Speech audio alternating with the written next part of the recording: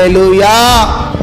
నా ప్రియమైన దేవుని బిడ్డలారా, ఇక్కడ యజమానుడు ఏమంటున్నాడంటే ఆ అంజూరపు చెట్టు కూడా ఫలించాలి అన్నదే దేవుని యొక్క చిత్తం.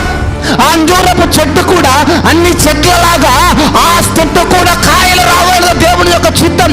ఆ చెట్టు ఎలా ఎదిగిందో, ఆ చెట్టు ఎలా పెద్దదైందో, ఆ చెట్టు ఎన్ని కోణాలలో ఎదిగిందో అన్ని కోణాలలో ఈ అంజూరపు చెట్టు కూడా ఎదగాలన్నది దేవుని యొక్క ఆశ.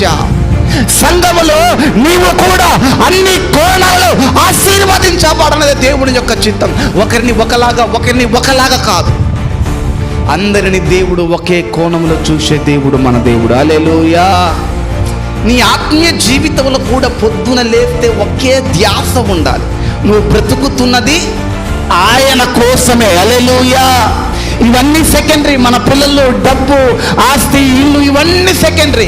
కానీ పొద్దున లేస్తే నీ ఆలోచనలో, నీ మైండ్లో, నీ హృదయంలో ఏది కదలాలంటే దేవుని కొరకు బ్రతకాలి, దేవుని కొరకు నిలబడాలి, ప్రార్థన జీవితం కలిగి ఉండాలి, ఆత్మీయతలో ఎదగాలి, ప్రార్థన జీవితంలో ఎదగాలి, సంఘములో నమ్మకంగా ఉండాలి, ఆదివారం రాగానే మందిరంలో కనపడాలి, దేవుని సహవాసంలో నిలబడాలి, బలిపీఠము ఎదుట కనపడాలని ఆశ, నమ్మకత్వం, ఇదే ఆలోచన బ్రతక